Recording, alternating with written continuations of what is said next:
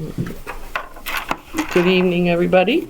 I'd like to call to order the January 6th, can you believe it? Happy New Year, everybody. Call to order the January 6th meeting of the Saugus Board of Health.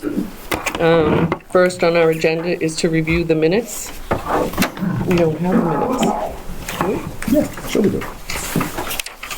Read it from December 2nd. Oh, throw me a curve. I had looked at them earlier. Do my colleagues have a chance to review them? Yes. Does anybody have anything to add or they want to change? If not, does somebody want to make a motion to accept them? So moved. So moved. I will second them, and we will accept them as written. All those in favor? Aye. Aye. All those in favor? Aye. I'm out of practice. Too long away. Is that New Year's Eve parties to So I'll get these stamped in and we all set. Okay, we have to sign them. All right. Second order of business is Wind Waste Innovations operational update. Hey, Elliot, how are you? How's it going?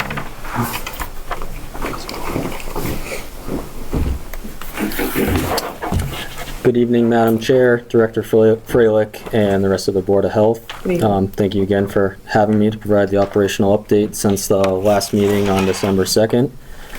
Since the last Board of Health meeting, the facility operated at approximately 90% boiler availability, processed just over 42,000 tons, and generated just over 22,000 megawatt hours. We had one scheduled downtime event totaling 162 hours. Since the last meeting on December 2nd, the facility has shipped just under 6,100 tons of ash to the Wind Waste Shrewsbury landfill. For notable events, after the meeting last month, we sent a follow-up with a little more technical in detail regarding the questions and the conversation we had in those photos. On December 11th, Saugus Fire Department reported to site to respond to a refuse vehicle break fire. The fire was extinguished by site personnel prior to them arriving, but they did send a truck and spray down the break area as a precaution. Then on New Year's Eve, I notified the Board of Health of this already. Saugus Fire Department, Police Department, and State Police were on site for an incident involving an individual not affiliated with Wind Waste Innovations. This is a police matter, and as such, we ask that you direct any follow-up questions to the Saugus Police Department. The facility did not have any excess emission events or radioactive loads since the last meeting. From a community standpoint, earlier today, we were pleased to stop by the middle high school to present a sponsorship check to the ski and board club. That helps cover the cost to provide the coach bus transportation to their weekly outings to Pat's Peak Mountain up in New Hampshire. And then also had some time over the holidays at the senior center, which is always a festive time. That's all I have for my update. If the board has any questions or... No, but thank you for that quick update on New Year's Eve. That was very unfortunate, I'm sure. And we have gotten some word from the police that it was just an unfortunate incident. Thank you, as always, for the community events. We always appreciate that. And for being here. And thanks. I think... and, oh yeah, I'm sorry. Had some questions. So, Mr. Durant has a few questions that we can... we can, as we discussed, you know, he'll put them out there. You can always have until next meeting to answer them. So a couple of months ago, I asked a question about in one of our technical reports. It talked about the Valley Fill project and recommencing in 2025. And I think you guys explained to me that it's done in phases, and I guess we're in between phases or whatever. And I just wanted to get a little bit more information on that, if you don't mind. And some information I'm asking for, you can submit to the board at any other time. But over the last several months, you've reported that approximately 50% of the ash is being shipped off-site to the Shrewsbury landfill. And you had just mentioned that 6,100 tons, okay, is that since the beginning of the? That's since the December 2nd meeting. Oh, okay. So wondering if you could give us, from the first date the shipments began, an accounting by month of tons and cubic yards, just trying to get a sense of volume of ash that's been shipped since you began that process. The second, I have 3 questions. Second one is, a few months ago, we board members were copied on an email from Mark Fairbrother from DEP Solid Waste Section. And he said because of the shipping of half the ash to the Shrewsbury landfill, Saugus landfill capacity will be increased by 4 to 5 years. Wondering whether Wind Waste agrees with that assessment, and whether there's any backup having to do with that, whether there's an engineering study or anything like that. Yep. Yeah, that report you'll be seeing by the end of this month, after the survey results are all compiled and everything, so can certainly. Annual solid waste report for the Monaville, and I'll be sending that to the board at the end of the month. If you have any questions. Okay. No, All that information will be in there. Yep. that's great. That's fine. So the last question I had was just to try to get a sense of where we are. I was looking at the permit, and it talks about Valley 1 and Valley 2, and part of the intent is to reduce the gradient of the landfill, and the others, to add have additional capacity in the landfill. So the question, so I'm trying to figure out, like, where are we at now in regards to that permit modification? Like, which phase are we in? Because if you read the permit, it talks about different phases, and I'm just curious, like, are we in, like, are we filling Valley 1 or Valley 2 right now? Can you answer that question? That'll also be included in the report. What's that? That'll also be included in the report, the annual report. Okay, but just for now, like, where, are you in the process of filling Valley 1 or Valley 2? No, there's no construction going on currently. So we haven't even started? The Valley 1, but phase 1 was completed, but there isn't any ongoing construction. Okay, so phase 1, the way I understand it, phase 1 of the valley is the lower levels of Valley 1 and Valley 2? Is that it? No. No? If you look from above, it looks as if there's fingers, and we're essentially taking the gradient of those valleys and raising them up like this. Right. So one of those valleys has been completed, so. Okay, so in the original proposal, it talked about Valley 2 being filled first, so that's probably the one that's So done. phase 1 was completed. The number of the valley, I'm not sure on. I'd have to Oh, okay. check on that. Phase 1 of Valley 2 is Construction complete. project has been Okay. completed. Okay, great. Well, we'll wait for the report, just to understand exactly where you're at. But what we're asking for also is, if you finished with Valley 2 Phase 1, which is the lower level of Valley 2, then Phase 2 is the upper level of Valley 2. And we'd like to know how much capacity did you put in Phase 1? What's remaining in capacity, in the capacity of Phase 2? And if the next stage is Valley 1, what capacities are left in there to complete So the the different valleys? The overall capacity that has not changed, that's in the Valley Fill project.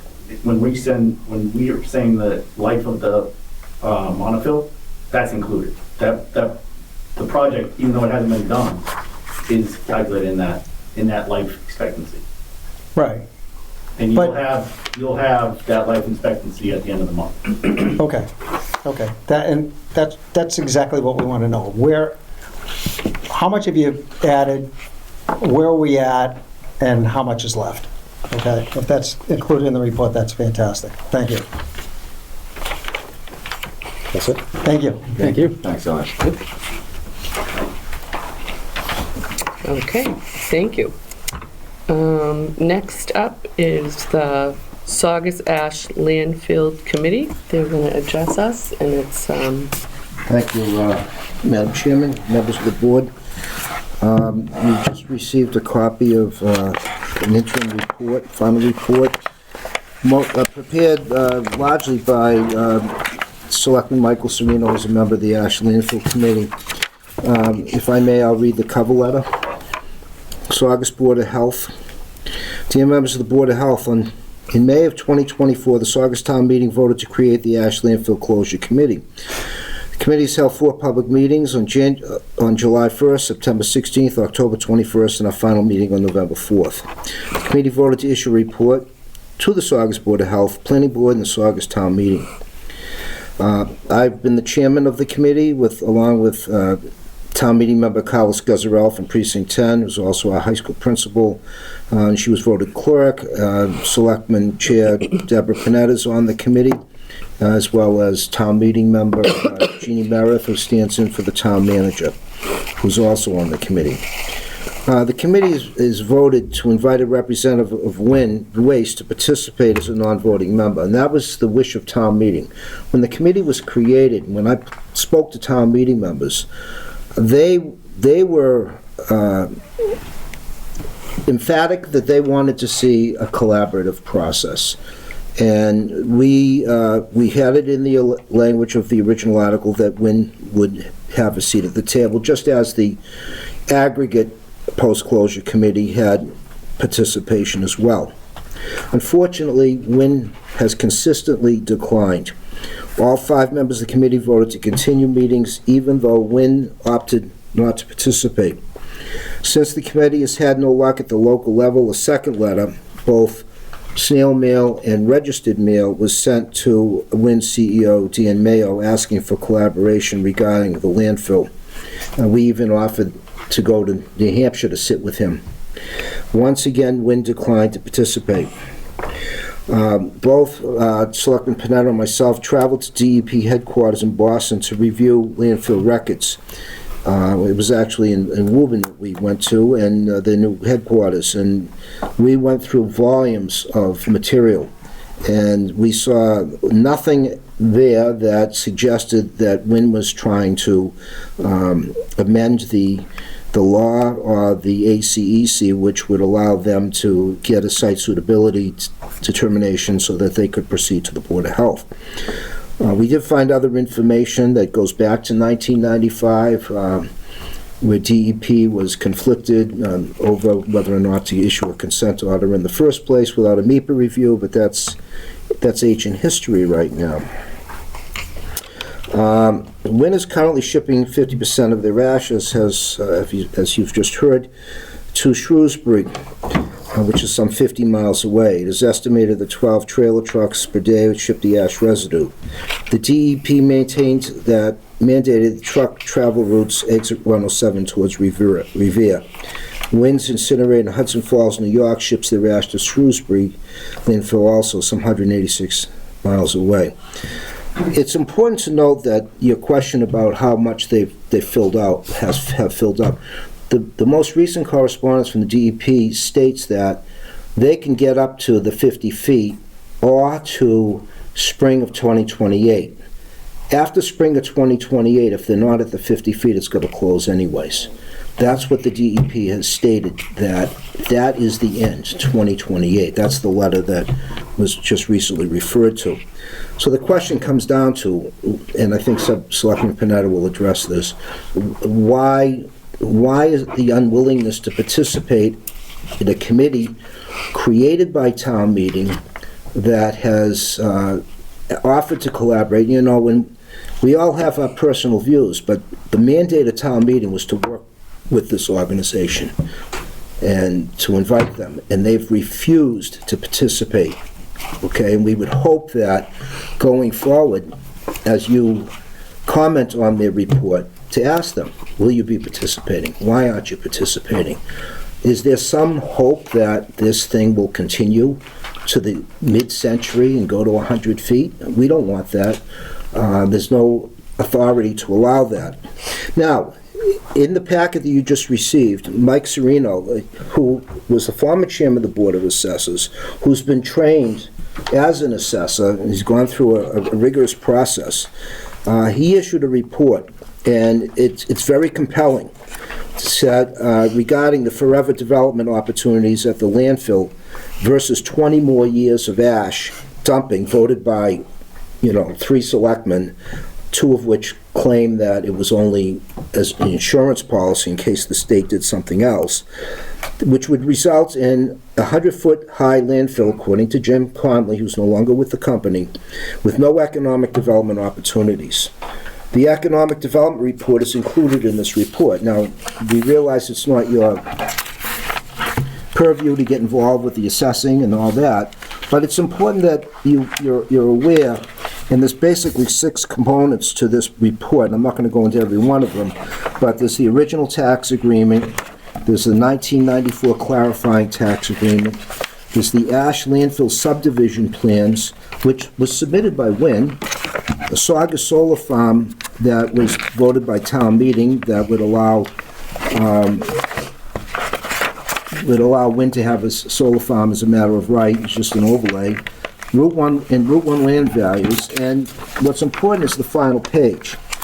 And again, this is not the daily week of the Board of Health, but it's important to consider that according to Selectman Serino's report, and it's highly credible, and the basis is all there for how he arrives at this, the potential Saugus property tax revenue would be $5,662,325 a year if it's developed. Forever yearly tax revenue stream for Saugus, forever economic development opportunities, jobs, so forth, no further harm to the environment.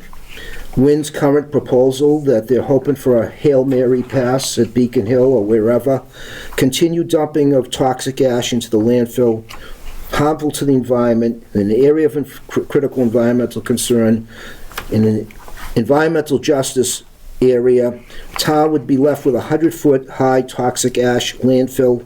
There'd be no development opportunities, no forever economic benefit to Saugus, and $1 million a year by the year 2040 would look like pennies in a piggy bank. It already does, in fact, when we see some of our costs. So the bottom line is the numbers don't lie.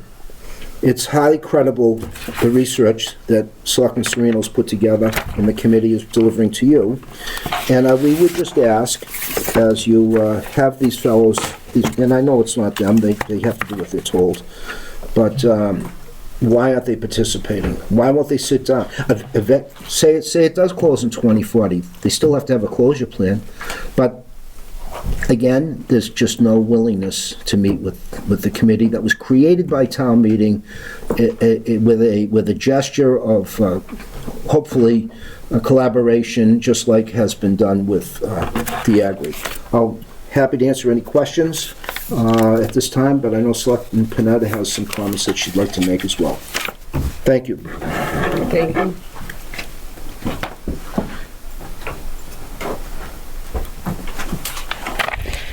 Good evening, Good evening. Madam Chairman, fellow board members, ladies and gentlemen. My name is Deborah Panetta. I live at 1 Bellevue Street, and I'm a member of the Ash Landfill Closure Committee. In life, we always plan for the future, whether it be short-term or long-term. And I ask, why are we not planning now? We know that the landfill at Wind Waste was supposed to close back in 1996. It's been almost 30 years. And we still have no closure plan. They are almost at their 50 feet level. That's their maximum. Where we just heard that they're trucking out 50% of their ash every single day to Shrewsbury. So we all know the end is near. That's why they're trucking. The prudent thing to do is to sit down with our town leaders and discuss the closure of the landfill. Whether that date be 2 years, 5 years, 10 years, the closure is imminent. Again, that's why they're trucking out 50% to keep the landfill opened up longer. I feel that not talking to our town and our representatives is irresponsible. They are denying the inevitable. I just quickly mentioned, to piggyback on what Peter said, the taxes on the landfill are minimal. You'll read that in the report. Especially with the significant amount of land that they possess. And we have lost opportunity costs, especially if they get what they want, to go up to 50 feet to 100 feet. What would we do then? What could we build on top of 100 feet? This is what they showed at the Board of Selectmen meeting, a picture going up to 100 feet. That would be the highest structure in our town. When we asked if they would please come to our meeting, they said that this is their land, and we really have no right to discuss it. I disagree. I say that this land is in our community, well past its closure date, and discussions, strategic discussions, need to be held now. There also needs to be a remediation plan once the landfill is closed. I believe it's 30 years they're responsible for that land. Has this been discussed with the town? I don't think so. I've been following this for over 3 decades. So what are they waiting for? Perhaps they're waiting for another election cycle, and maybe sympathetic people that will run, so they could be sympathetic to an expansion at the expense of the health and well-being of you, me, our town. Please, I ask you to stand with the Ash Landfill Closure Committee and help us. I see all of these WIN representatives sitting here proudly with their WIN representative jackets. They have hats. They're all here at a Board of Health meeting. Wouldn't it be wonderful if just one of you would come to one of our Ash Landfill meetings that we've asked over and over again? Thank you.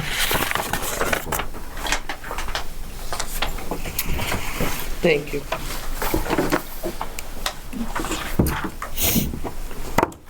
Well, it certainly looks like you guys have done a lot of work. We'll take all of this under advisement. I do, as the chairman, wish that WIN would participate. I know they have participated in committees in the past.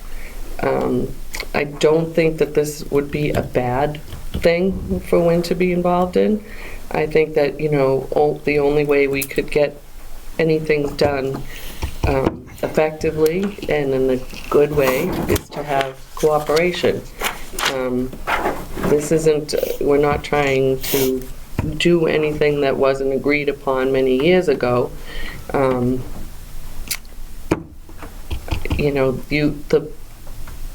presence here at our Board of Health meetings has been, a blessing, for lack of, better terms.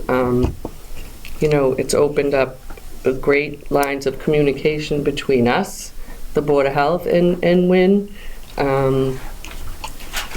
Transparency is imperative for a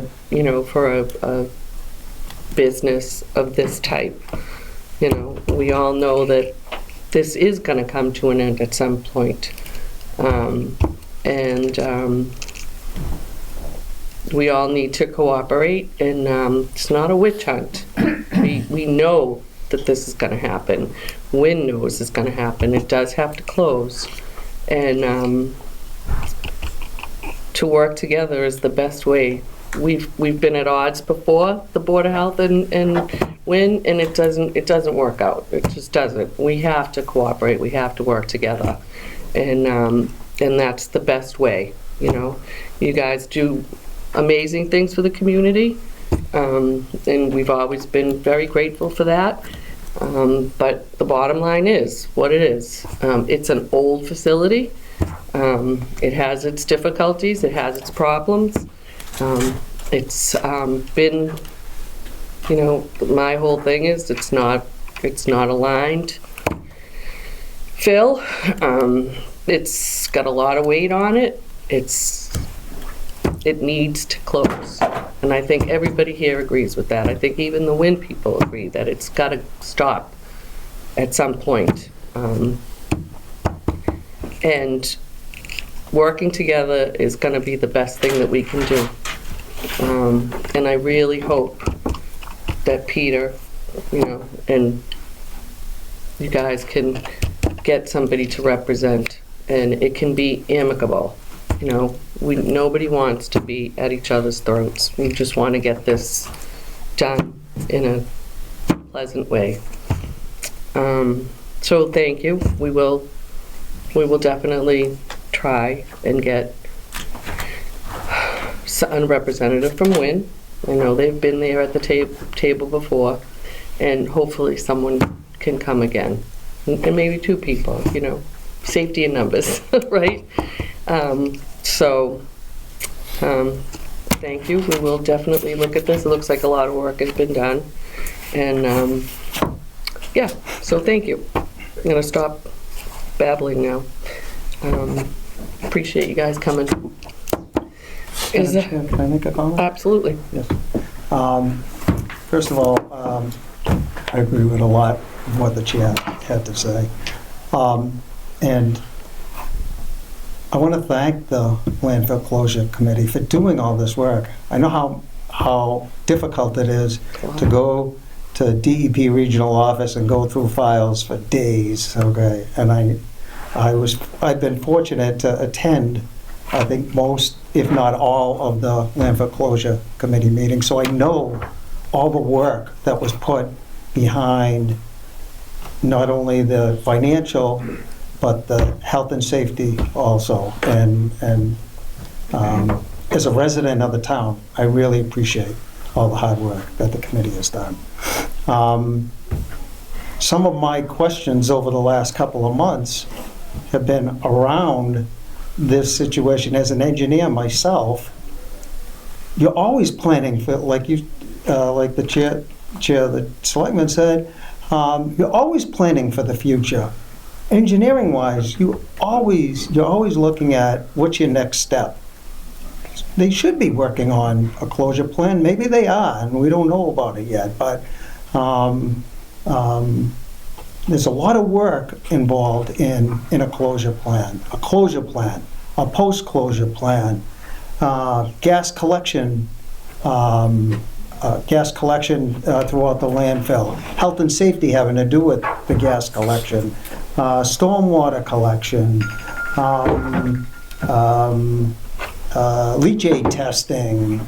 You know, there's so much involved, and hopefully with the work that the Landfill Closure Committee has done, that will expedite when in doing a complete closure plan on the facility.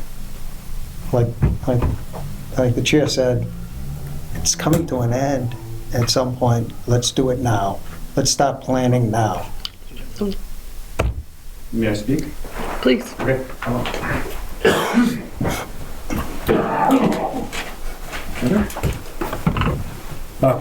Good evening, members of the board, Madam Chairman. Just to introduce myself. Some of the folks in the room know me. I don't know most of you guys. My name is Donald Musial. I'm the director of ash monofills for Wynn Waste Innovations. I've been working with the facility here, like Ms. Panetta, for 30 years. So it brings me back to 1995. My background is civil engineering. I'm a registered professional engineer.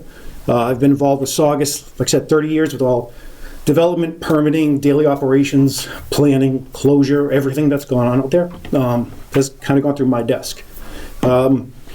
We have worked with the town for many years on a variety of committees. This last committee was a 2-year process, which resulted in an approval by that committee for the extension of life of the Monophil. That was voted on by the Board of Selectmen and approved by the Board of Selectmen. We believe that there's still value to that agreement. We believe there's a lot of value to the town for another 20 years of operations. So we talk about the economics and things like that. We still think there's an avenue to pursue on that, and we'll continue to pursue that. We understand the closure committee's intent. Mr. Manugian brought up the subdivision plan that we had filed back in 2000s that I was part of. Members of the committee actually opposed that plan at the time to close the landfill and create an economic subdivision. So that was opposed by the committee at that time. Members of the committee that you're on right now, sir. This committee was just created. Right, members of the committee were opposed that plan. It's correct. But we are very willing to work with the town to continue the operation of the site. There's several more years of operation. There is a closure plan, an approved closure plan. There's an approved post-closure plan as well. So those plans do exist. We have every intent for the next several years to operate underneath those plans for closure, and ultimately a 30-year post-closure period of care, maintenance, and monitoring. And then beyond that would likely be monitoring as well. So, yes, sir. Approved by who? Massachusetts Department of Environmental Protection. And you're not comfortable with that plan they have? Never seen it. It's available for records. It was at the DEP when you viewed it. May I address that? The post-closure plan he's talking about goes back to the final engineering plan of 1996, which did not anticipate the multiple consent order extensions that you people have received down there. The issue of, and just as an aside, where they say that we can't tell them what to do, the Supreme Court Justice Oliver Wendell Holmes had a saying: "You have a right to swing your fist, but it has to stop where my nose begins." And what's happening down there now does not exist anyplace else in this country, in the world, to have that type of operation on a consent order. And the consent order, I guess the question for Mr. Musial is, how do you plan to get around the ACEC, which prevents an expansion within the boundaries of an ACEC? Are you looking to modify the ACEC? Are you looking for special legislation? What are you looking for? Because you have, the DEP has already written twice that you have no legal authority to extend that landfill. So what is it that you have in the back of your mind that's going to allow somehow to take this piece of paper that 3 selectmen voted for and wave it to Beacon Hill and say, hey, Saugus really wants this? Is that the plan? Tell us. Because the law is the law right now, and you can't expand. Correct. As Mr. Manugian has correctly stated, the way the regulations state today, there's not an avenue. We believe there is an avenue. He suggested a few reasons, or a few avenues that could happen. We believe there's value in pursuing those still. And I guess that's kind of all I want to say here tonight, is just address that quick, kind of hit me. Some of these things we haven't heard before. Yeah, and I understand. We haven't seen the letter that was sent to our CEO. We haven't received that, so we don't know what that is. So I understand the site assignment has to be. If you came to the meeting, you'd hear it. Would you like to come to a meeting? It depends. It depends what the purpose of the meeting is. Actually, But we'd like to take the opportunity to review the documents that have been submitted, come to the next meeting as well, and address some of the questions and comments along those lines. Yes. It doesn't have to be like I understand that where people are heated about it, and I get it. And, we feel like, I think a lot of things have happened that our forefathers have not really done correctly for us. And it has left sort of pages open and gray. And that is a real issue for us, right? But we have to deal with that in the here and now. I also understand, if I'm understanding correctly, a site assignment has to be redone, has to be done. Correct. For you to continue. So until that can be done and you can get that approved. So we're kind of, mincing here that, I don't think that's the right word, but I mean, you can't go forward with anything more until that gets approved, and that needs to be, laws need to be changed for that. So I understand what you're saying. And so they can't, Wynn can't go forward with changing and adding until the laws change. And that needs to be based on a site assignment. And we don't even know if they can get that. Correct. So a lot of this is based on if this happens, if this happens, if this happens, then that will happen. So if all of those things don't fall into place, if you're taking sides for Wynn, then this is all moot, because it's not going to happen. Correct? Are we all in agreement here? Well, I would say that there's definitely a large hypothetical involved with this whole situation. That's a great way of putting it. I'm kind of like Yeah. very wordy here. Yeah, no, I mean, and So- that's, Well said, though. So, excellent, thank you. So, unless all of those things happen, we are looking at a closure. Because there's nothing can change that if the laws aren't changed. So I believe in the past you have submitted to try and get this law changed, submitted for a site assignment. I don't have a glass ball. I don't have a magic ball to look forward to see if this is all gonna happen. I mean, No, it's absolutely correct, and if that path doesn't happen, we already have an approved closure plan, post-closure plan for the facility, and we And- just follow what's already approved. right, I don't necessarily agree that closure plan that was agreed upon with, And that's update, he was incorrect when he said that. That is updated every time we've gone through a consent order update Okay. and extended the life, so the last Okay. time it was updated was 2017. 2017. So it is current, it meets all current standards. right. So, so we still have a lot of, balls up in the air. This is for the closure plan without an economic development plan. What town meeting wanted was to see the economic use down there. Because so much claim was made about $1 million a year that you're going to get if you allow us to go to 100 feet. We looked at the Yeah, economic use. So that's And the piece that is not in the closure plan Right. that he's referring to. I get that. What we were looking at was a more global perspective, And- like we and- did at aggregate. Right, and I get that, and unfortunately, from and that's, I know. and you did state that, Ms. Manugan, I heard you say that, and I appreciate that. And I understand that you appreciate, as our board, that's not our main concern. And just like it wasn't the Board of Selectmen's concern to do your job. Exactly. Instead, they want them to go to 100 feet. So, and that's what I take issue with. Yeah. That was done, sort of, we were like, what's happening, and so that was a huge issue for me, but again, what can I say, it was done sort of, I don't know, I don't even have a word Don't for say it. it. I don't have a word for it, I'm not saying anything. So, but I'm sure everybody understands the unspoken word, so. But I do appreciate your, I thank you for straightening that, and I agree with my colleague, thank you all.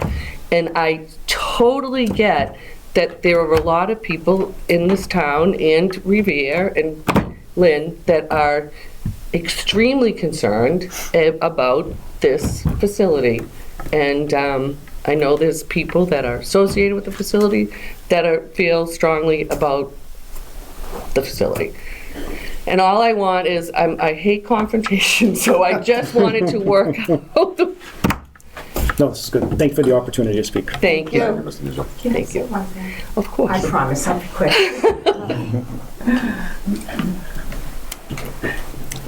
Thank you again. We are dealing with the oldest incinerator in the nation. Of course. And we all have concerns. But I just want to drive home 2 points. The first is we do want to work collaboratively. I don't Absolutely. want there to be any friction. We sit down at the table and we talk.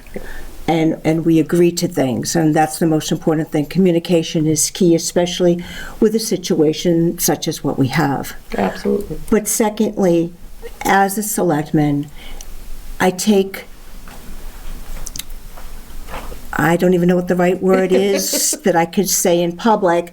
When people say that the Board of Selectmen approved the landfill going up to 100 feet, that vote never should have came before the Board of Selectmen.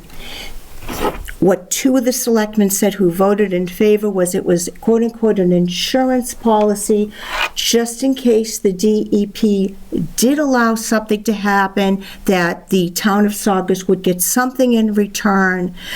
But it did not belong for a vote under the Board of Selectmen. That vote means nothing. It doesn't belong with the Board of Selectmen. It belongs with the Board of Health, working in conjunction with the town manager and others, but that's your job. It certainly wasn't ours. So thank you for that. I agree. Thank you, Deb. I definitely agree. And I, way back in nursing school, I had an instructor that told me you catch a heck of a lot more flies with honey than you do vinegar. So I would like to keep this whole situation amicable. Yep. Because I don't think that either one is going to make out well unless we're transparent and cooperative. And, I've been alive for almost 63 years now, and No. and I've done, and it's really served me well. Okay. So I hope, and I think that all the people at Wynn have been very responsive to that sort of a way of communicating. And we've made out very well so far since John and I and this board has been around. So I'm appreciative of that, and I'm appreciative of all the people who put time in contacting me and working with this. So again, thank you. And I think unless anybody else has any comments, we could move on to the next. Anybody? Okay. And I do think that these are things that we need to discuss. So thank you all. All right. Public health nurse has a tough act to follow. How you doing, Terry? Good to see you. Good to see you. Happy New Year. Happy New Year.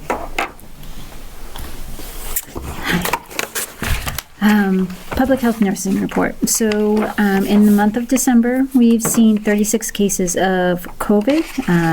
That, again, does not include the rapid tests, which everyone is doing. But those are the ones that go to the PCR that go to the state. There is a new COVID booster available. I want to remind everyone, they recommend that you don't get it if you've had COVID within the last 3 months, not to get it, to wait, and at least wait 2 months since your last booster. Flu vaccines are still available. In Saugus, we had 39 cases of influenza. That has doubled since last month, but still under pretty much the norm of what it is, or what has been in the past years. Also want to let people know we do have a blood pressure clinic at the senior center on Wednesdays. Every Tuesday of the month we have a VNA consultant there for seniors. Informational pamphlets are available at the senior center and at the Y. I gave a pertussis informational presentation to seniors this past month because we have seen some pertussis cases in the community. Also just wanted to touch on a little things, additional information during winter months for people. Norovirus cases are surging according to the CDC. And so norovirus is extremely contagious. It causes diarrhea, vomiting, and stomach pain, usually around 12 to 48 hours after exposure. People usually recover within 5 days, but children under 5, seniors, and people with weakened immune systems are likely to form more serious diseases. Infection. What I wanted people to know is that hand sanitizer does not protect against norovirus, so you really do have to wash your hands and wash them well. Just don't think because you use sanitizer that it's going to protect you. That's a really good point, Terry. Yeah. People are really depending on hand The sanitizer. hand sanitizer. It does not take the place of washing your hands Yes. with soap and water Yes. for the happy birthday song. Yes. It's good for, at the moment. Yeah. The happy No, birthday, really. that's how long you're supposed Yeah. to sing it. Happy birthday to you. Yeah. I mean, that's really the difference from what the, The zip nurses, what can I tell you? Yeah. We tell these weird things. the 1900s, early 1900s to where we are now is hand washing Yeah. was a huge. It's huge. Yeah. But I mean, it's good in a pinch, like in between. But as soon as you can get to a sink for soap and water, Yep. that's how long you should wash your hands. Yes, it's true. I tell my children all the Yeah, time. And it's not just, yeah. Carbon monoxide, I also just wanted to touch upon this. It's a good time to check carbon monoxide detectors in your home. You should have multiple. You can get them online, you can get them at Home Depot, you can get them at all places. If you do, tend to have one in your home, please keep it by your bedroom so that it can wake you up, or in your bedroom. Because some people have it in their kitchen, and if you're sleeping, and you're not going to hear it. Carbon monoxide is a colorless, odorless that can kill without warning. And so just make sure, especially with windstorms, we're seeing a lot of wind, we haven't seen snow, but when it does snow, make sure vents outside are not covered. Shoveling, I also wanted to touch upon this because if we do ever see a lot of snow this year, that the American Heart Association warns that the strength required to shovel snow combined with the cold temperature can increase the risk of heart attack. So if you do have any sort of heart condition, please have someone else shovel for you. And one other thing, car seats with children. When it's cold out, we want to bundle our children and keep them in bulky jackets. If you do put them in car seats, please take off the jackets, because if there was any sort of collision, those jackets in bulkiness compress, and then they're not left. There's a lot of space between the seat buckle and the child, so it doesn't give them proper protection. So just wanted to touch upon those things. And that's all. Thank you. Excellent advice, as always. All right, John, you're up. All Public right. Health Director's report. So I'm going to be brief tonight. Oh, yeah, you say that always. So first, I do want to thank the Ash Landfill Closure Committee for being here tonight to address the board. This amount of information that we get is a fantastic reference as we move towards, the prospective closure date that's in the initial closure plan. Again, like we were talking about, a lot of the stuff future-wise, it hinges on a lot of hypothetical situations. So, like I said, we appreciate every bit of information you can provide us. So I do have a couple of things, just really kind of day-to-day stuff. The month of December was thankfully fairly quiet. So we do have Tree Blue Mexican going in over at 44 Broadway. We conducted some pre-operation inspections over there. They are running into a few licensing issues with their common vid and their alcohol and entertainment licenses. So they're currently trying to get on the the selectmen's meeting for this month. I don't know that it's going to happen, but we did basically say that they need to cross their T's before they reach out to us again. So we'll be waiting for them.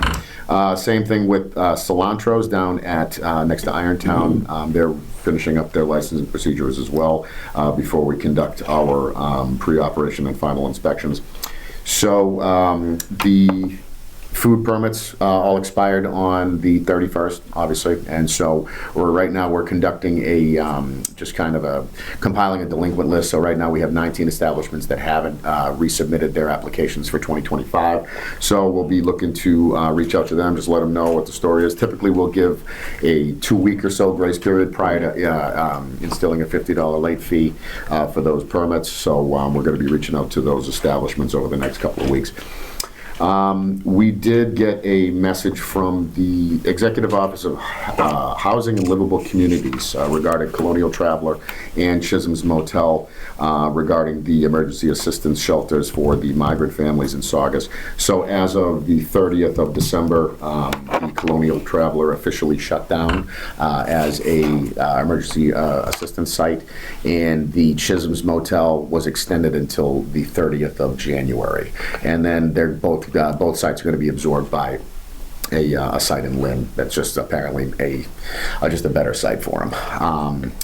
The director, when I spoke to the director, he basically told me that it's like, well, you know, the only reason that they were still in Saugus to begin with is because some of the kids were enrolled in Saugus schools, so they had the option to re-enroll in Lynn, and that's apparently they took it. So, so we're going to be looking to do an assessment on the remaining families. I believe there's a few still at Avalon, but the general population has dwindled down to, you know, just probably, you know, 10 to 20 families.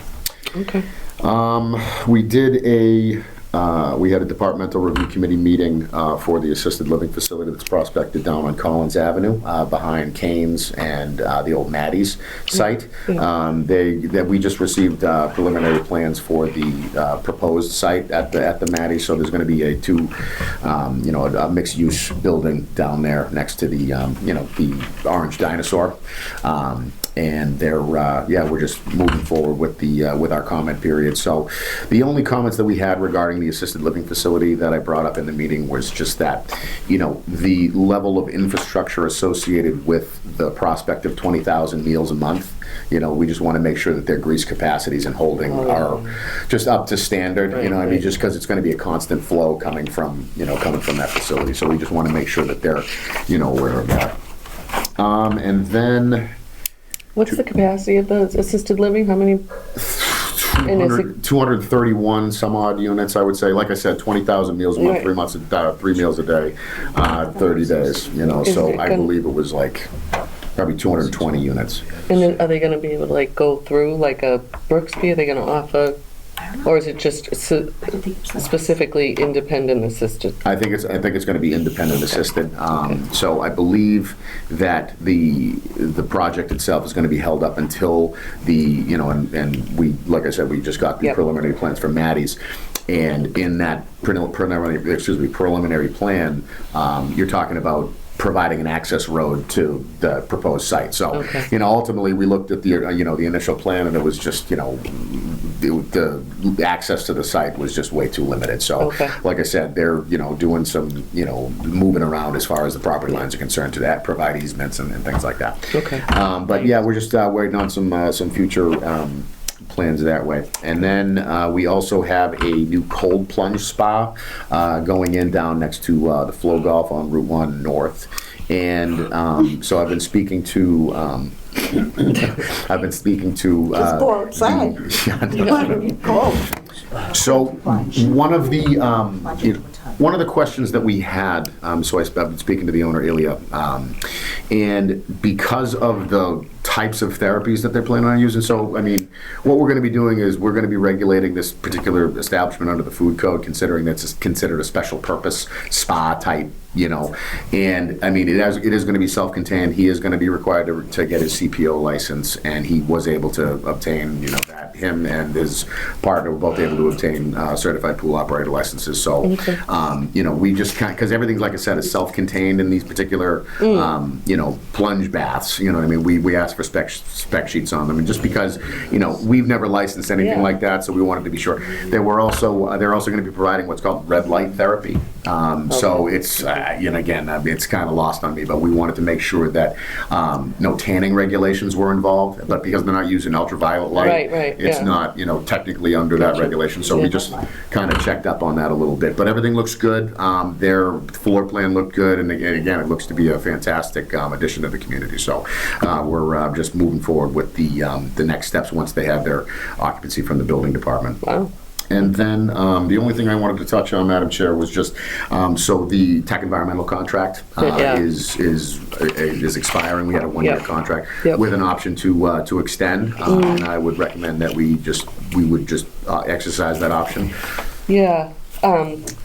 I'm just remembering last year we had to put it out to We bid. did have to put it out to bid. But we have the 1 year. But we Okay. made it a point to make sure that Perfect. we had it in Perfect, the yep. language, just because when we did put it out to bid, we didn't get anybody. We didn't get a bid in I think it was 2 or 3 years ago, we got Yeah. one other company that was Yeah. astronomical. Yep.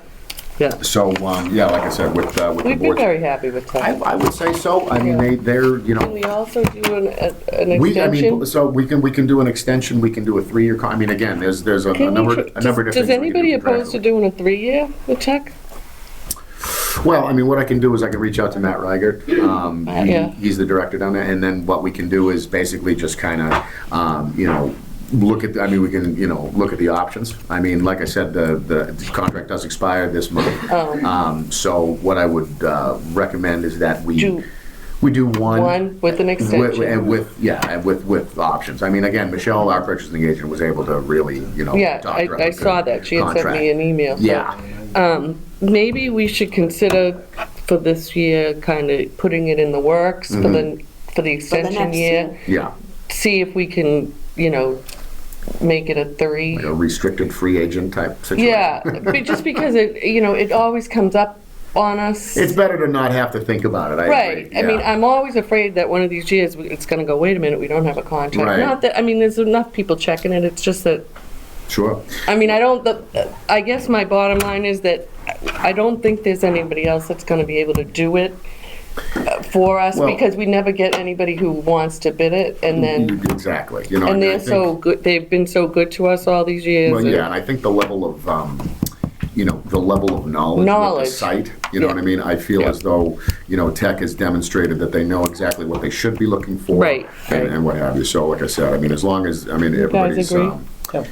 as long as everybody's good with that, I can reach Yeah. out to Michelle and just let Yeah, her know to. maybe we can to work exercise on it. that. And again, and we can throw it in there saying, okay, and as of next year, we can exercise a 3-year option or something like Okay. that. I mean, it's all just language in the contract. Right, so it right. doesn't I really think need- that would just be better off for Yeah. everybody. Okay. And everybody seems to agree, so. Yeah, I don't know if you want, do you want to do a roll call vote on it, or? Yeah, I think we should. Yeah.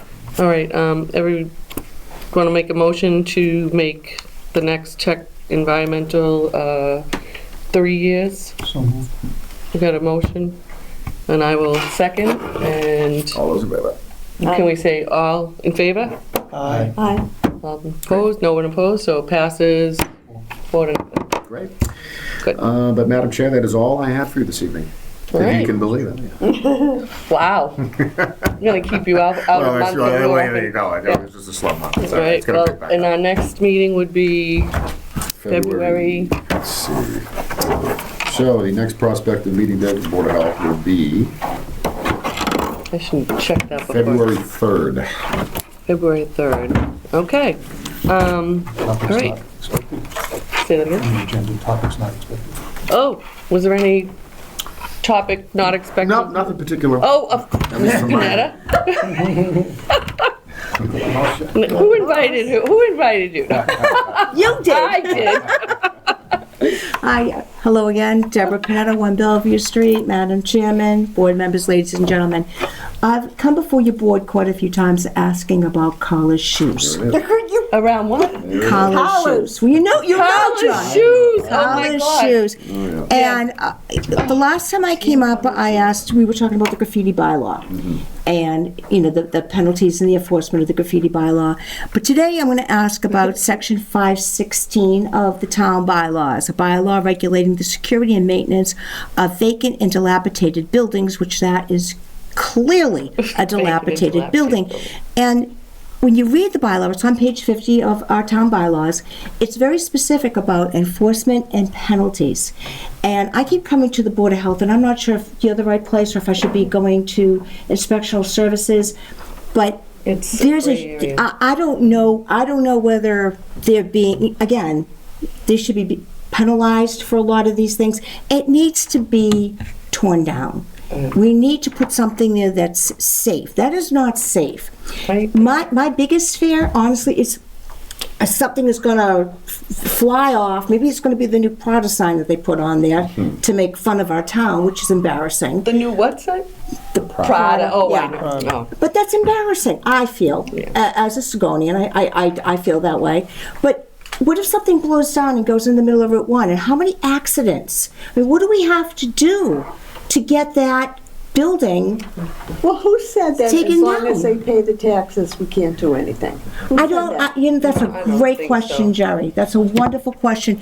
You know, Is there a specific department that's noted as enforcing that particular bylaw?